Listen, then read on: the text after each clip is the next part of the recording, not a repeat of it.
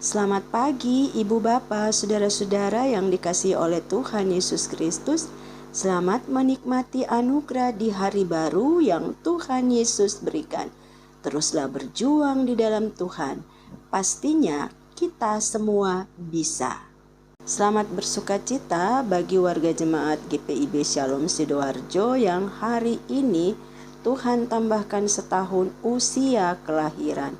Tuhan Yesus memberikan umur panjang, kesehatan, dan sukacita bersama kaum keluarga terkasih. Tetaplah percaya bahwa Tuhan Yesus melawat dan menjamah ibu bapa, saudara-saudari sekalian guna memberikan pemulihan bagi setiap anak-anaknya yang saat ini ada dalam kelemahan tubuh dan harus dirawat di rumah maupun di rumah sakit. Selamat berpulih, Tuhan Yesus memberkati. Sebelum membaca dan merenungkan firman Tuhan di pagi hari ini, mari kita berdoa.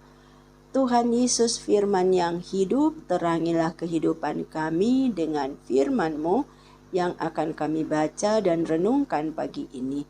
Tuhan Yesus, mampukan kami untuk memahaminya dan topang kami agar kami pun dimampukan untuk melakukan dalam hidup beriman. Amin.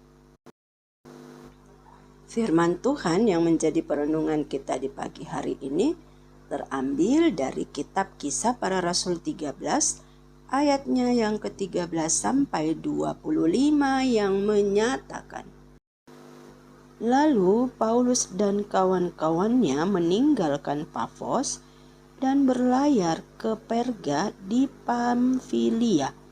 Tetapi Yohanes meninggalkan mereka lalu kembali ke Yerusalem. Dari Perga mereka melanjutkan perjalanan mereka, lalu tiba di Antioquia di Pisidia. Pada hari Sabat mereka pergi ke rumah ibadat lalu duduk di situ. Setelah selesai pembacaan dari hukum Taurat dan kitab nabi-nabi, pejabat-pejabat rumah ibadat menyuruh bertanya kepada mereka, saudara-saudara, jikalau saudara-saudara ada pesan untuk membangun dan menghibur umat ini, silakan. Maka bangkitlah Paulus, ia memberi isyarat dengan tangannya, lalu berkata, hai orang-orang Israel dan kamu yang takut akan Allah, dengarkanlah. Allah umat Israel ini telah memilih nenek moyang kita dan membuat umat itu menjadi besar. Ketika mereka tinggal di Mesir sebagai orang asing, dengan tangannya yang luhur ia telah memimpin mereka keluar dari negeri itu. 40 tahun lamanya ia sabar terhadap tingkah laku mereka di padang gurun, dan setelah membinasakan 7 bangsa di tanah Kanaan, ia membagi-bagikan tanah itu kepada mereka untuk menjadi warisan mereka. Selama kira-kira 450 tahun, sesudah itu ia memberikan mereka hakim-hakim sampai pada zaman Nabi Samuel. Kemudian mereka meminta seorang raja, dan Allah memberikan mereka Saul bin Kis dari suku Benyamin. 40 tahun lamanya.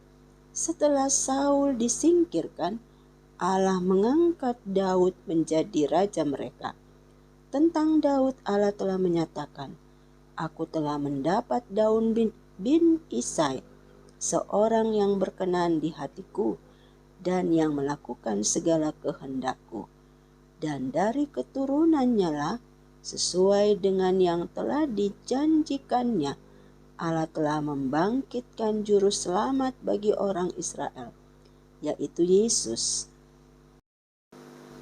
Menjelang kedatangannya, Yohanes telah menyerukan kepada seluruh bangsa Israel supaya mereka bertobat dan memberi diri dibaptis. Dan ketika Yohanes hampir selesai menunaikan tugasnya, ia berkata, aku bukanlah dia yang kamu sangka, tetapi ia akan datang kemudian daripadaku.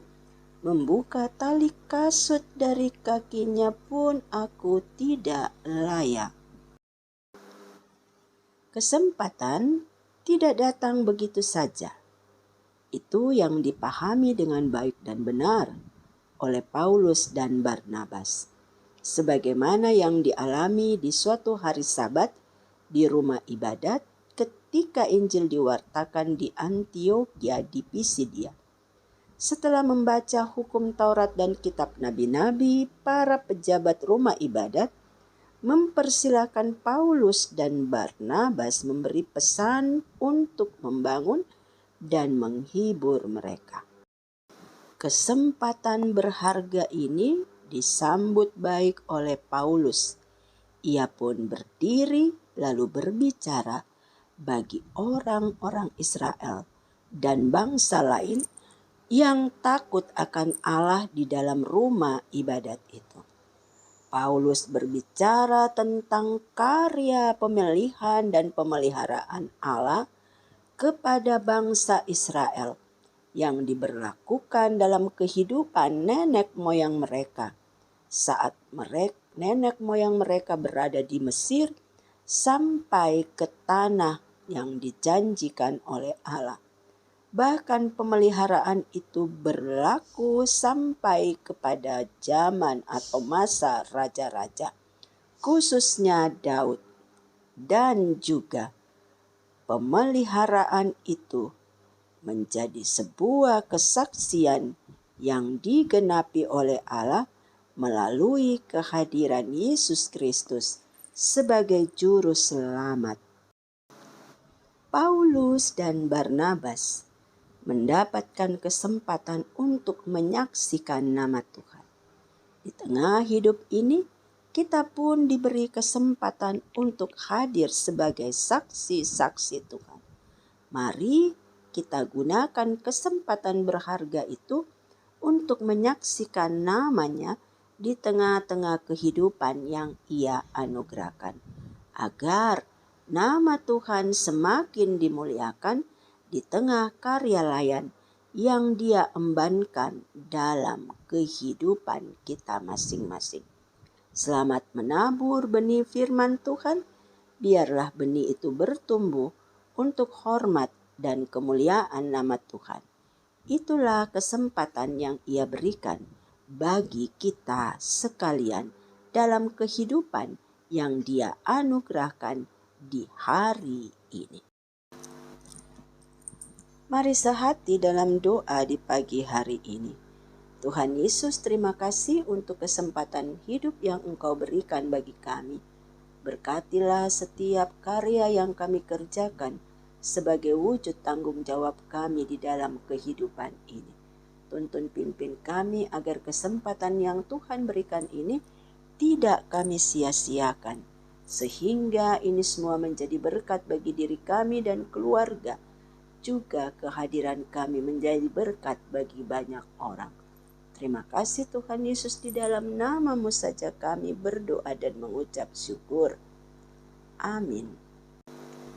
Selamat pagi, salam sehat buat kita semuanya.